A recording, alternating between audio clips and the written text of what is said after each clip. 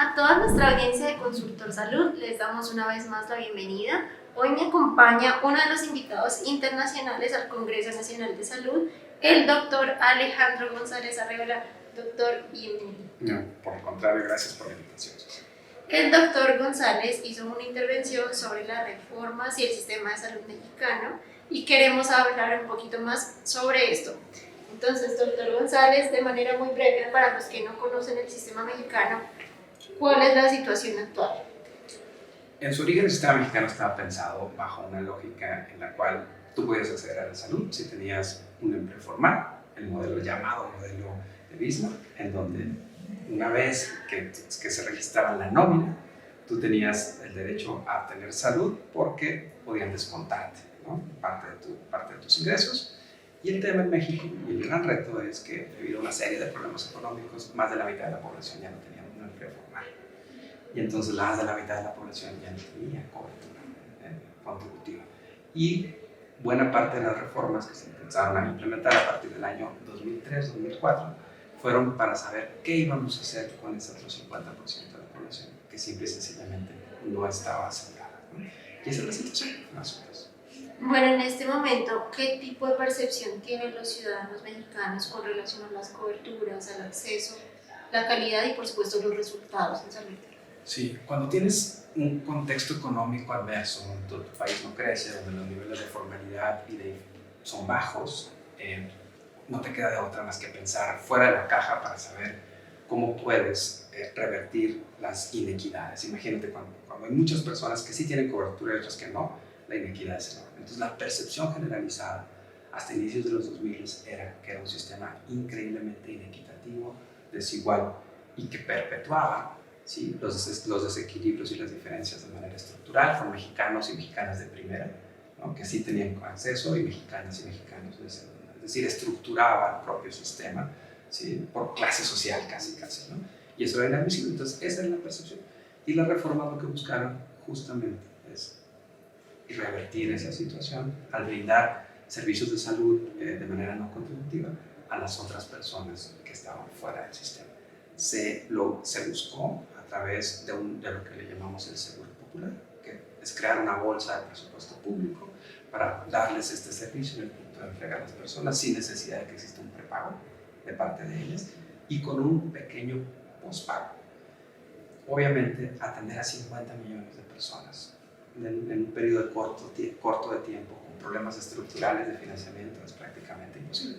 Se lograron algunos avances, pero sigue persistiendo todavía, sí, un nivel de insatisfacción grande, ¿no? Bueno, hoy México tiene un gobierno que está muy volcado al pueblo, muy parecido a lo que está pasando en este momento en Colombia. Exacto. Que se enfrenta a su primer gobierno de izquierda.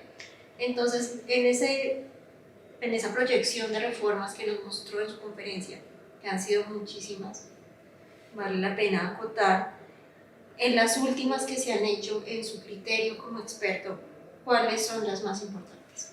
A ver, justo en este contexto que te acababa de describir, explica en buena medida por qué la gente decide votar por un partido de izquierda. Al darle la oportunidad a un gobierno y a un partido que nunca antes ha gobernado, porque las soluciones que se han dado previamente lo que han hecho es seguir estructurando la sociedad entre ganadores y perdedores. Y este partido y este presidente, algo muy similar en Colombia, llega justamente con la idea de este es un gobierno por y para los pobres y lo que vamos a hacer es terminar con esos desequilibrios. Y básicamente lo que hace es volver a reformar el sistema de salud, diciendo que a diferencia de antes, vamos a lograr ahora ahorros muy importantes en el sistema de salud, vamos a ser honestos, honestas, va a haber integridad, vamos a reducir los costos con el que estamos comprando los medicamentos y con eso vamos a lograr que exista una ampliación de la capacidad de cobertura. El tema es que no existía una sola evidencia de una experiencia comparada internacional en donde una apuesta similar se haya traducido en buenos resultados. Y lamentablemente lo que hemos visto en estos últimos 2 años de implementación de esta reforma es que si no se piensa muy bien cuál es la estructura de financiamiento, ¿sí?, formal, seria, ¿sí?, para lograr estos objetivos muy nobles, simple y sencillamente no va a haber condiciones para que los resultados estén a la altura de las aspiraciones. Esa brecha va a seguir abierta y lo que va a suceder al final del día es más frustración, porque votamos por un presidente que iba a priorizar esto y sigue siendo sus intenciones, pero las bases técnicas del análisis y los supuestos sobre los cuales se ha construido no se sostienen. Y eso es lo que hay que cuidar. Bueno, ese es uno de los grandes desafíos que tiene México y que por supuesto tiene Colombia, pero además de esto, de esta base del financiamiento en la que recoge todo, ¿cuáles son los otros principales que en este momento tiene su país? A ver, por un lado es el financiamiento, como ya lo pusimos, pero por otro lado hay dos variables importantes. La primera tiene que ver con el hecho de que por nuestra propia estructura político-administrativa, la única forma de prestarle salud, servicios de salud a todas las demás personas que no estaban en el IMSS, que es el sistema contributivo, era a través de poner de acuerdo a todos los prestadores estatales y locales, ¿no? Es decir, acabar con la fragmentación. Así es. En México tiene uno de los costos administrativos más altos de la OCDE. 10% de todo el presupuesto se va en la gestión interorganizativa, justo por ese nivel de fragmentación. Eso debió haber sido el otro propósito de la reforma, que sí estaba en la cabeza de quienes la crearon, al recentralizar los sistemas, es decir, quitarles a los estados, digamos, la prestación de servicio y volver a unificarlos en el Instituto Nacional de Salud para el Bienestar, que es el INSABI. El problema es que simple y sencillamente es una operación complejísima, que hay muchos intereses intermediados, y en donde, si no lo haces con tiempo, una lógica de interacción y diálogo y acuerdos, ¿no? Con factores que nada tienen que ver con el sistema de salud, sino político-administrativos, es muy poco probable que logres hacerlo. Ese otro propósito, que era súper importante, se alcanzó nada más a medias, y hoy seguimos todavía con un subsistema muy fragmentado, con altos costos administrativos, que no está logrando dar los resultados deseados. Bueno, y ahora pasando a nuestro contexto, a Colombia, como experto, ¿qué opinión le merece el sistema de salud de nuestro país? Me gustaría decirte que lo conozco tan bien como el mexicano, pero no es así, obviamente. Pero te voy a decir las tres cosas que me parece que han marcado una diferencia importante, y yo te podría decir que Colombia va por un buen camino. O sea, primero, Colombia, desde las reformas previas, ha hecho un esfuerzo muy importante por incrementar el gasto público en salud. Mientras que en México el gasto público en salud está en el orden del 3%, Colombia prácticamente lo duplica, ¿no? Lo cual ya de entrada te dice, ¿no?, que existe una disponibilidad de prioridad política pública más importante, una capacidad de cobertura mucho más importante. Segundo, me parece que la forma en la cual ha gestionado la reforma ha hecho un mejor trabajo, ¿sí?, en términos de estructurar el sistema, de organizarlo mejor, no de eliminar, pero de reducir la fragmentación y de dividir muy bien los roles entre el pagador, ¿no?, Sí. y el proveedor, y buscar las fuentes de financiamiento necesarias para ello. Ahora, Colombia sigue siendo no perfecta y sigue teniendo todavía una proporción importante de personas que están fuera, ¿sí?, del sistema de salud, y son justamente las personas más pobres, ¿no? El gran reto que tiene Colombia es aprender de casos como el mexicano para saber cómo, sin destruir las ganancias y los buenos resultados que está teniendo, puede incluir a esta proporción de personas que todavía está fuera, pero insisto, sin omitir que hay muchos aciertos en el proceso. Y segundo, sin crear sistemas que generen contraincentivos respecto de los beneficios que ya se tienen. No es algo fácil, es una discusión compleja.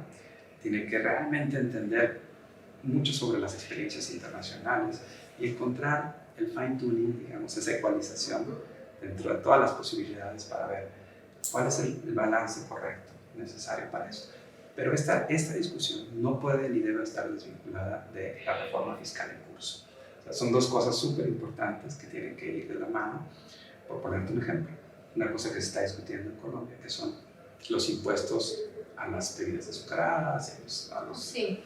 Eso, por ejemplo, en México ya lo hicimos desde hace tiempo y cometimos el error de no etiquetar esos ingresos al sistema de salud. Entonces sería súper interesante que en Colombia pudieran decir, vamos a hacer esta reforma, pero la razón por la cual hacemos es porque queremos garantizar todavía la equidad en el acceso, y la puedan etiquetar. O sea, no nada más es hacer la reforma, sino aprender de las cosas que no han funcionado en otros lados. Bueno, y usted como experto también en ecosistemas sanitarios de otros países, ¿qué nos recomienda para Colombia? ¿qué debemos sí así hacer y qué deberíamos evitar? A ver, evitar es lo más sencillo del mundo, pero a veces es lo más complejo porque la racionalidad política es muy distinta a la racionalidad técnica. O sea, toda la evidencia técnica siempre va a encontrar un límite en la racionalidad política. Si no hay ganancias políticas, la decisión técnica, por mejor sustentada que esté, pasa a un segundo plano, que es lo que nos pasó en México. ¿Okay? ¿Qué no hacer? Tomar decisiones sobre el sistema de salud sin bases técnicas, ¿sí? O lo suficientemente técnicas, y alinearlas a los incentivos políticos. Es decir, que lo técnico no necesariamente está peleado con lo político, y entender de qué manera el presidente y el equipo gobernante, aún con decisiones técnicas, pueden tener ventajas políticas, porque no somos ingenuos. O sea, por supuesto que el político es un político y lo que quiere es tener ganancias políticas de esto. Entonces, no supeditar nada más a lo político de decisiones de salud, porque ese es el principal error que se comete, y México, te digo, es el mejor ejemplo de esto. Ahora, ¿qué sí hacer? Yo creo que lo que están haciendo es correcto, que es no pensar al sistema de salud nada más como un sistema aislado, ¿sí?, del resto de las condiciones sociopolíticas, administrativas del resto del país y fiscales. Pensar esto en un paquete completo, ¿no?, de reformas que permitan entender que llegar a esta proporción de personas que están excluidas del sistema requiere de esfuerzos en otras áreas como la fiscal, y empezar justamente a integrarlo. Me parece que eso es lo que sí tiene que hacer. Y no inventarle lo negro, construir sobre lo que sí están haciendo bien, y en vez de, digamos, pensar en otro nuevo subsistema para las personas excluidas, es más bien cómo hacemos para incluir a las personas excluidas en los subsistemas que hoy sí tenemos, para no crear cosas complejas, distintas, con distintos incentivos y lógicas, que es lo que sí pasó en México, y que al final del día terminan por fragmentar y crear sistemas para los ciudadanos de primera y sistemas para ciudadanos de segunda. Pues doctor González Arreola, muchas gracias por esta conversación muy breve con Consultor Salud. Esperamos que continúe disfrutando el Congreso y que tenga un buen regreso a su país. Por el contrario, muchas gracias por la invitación.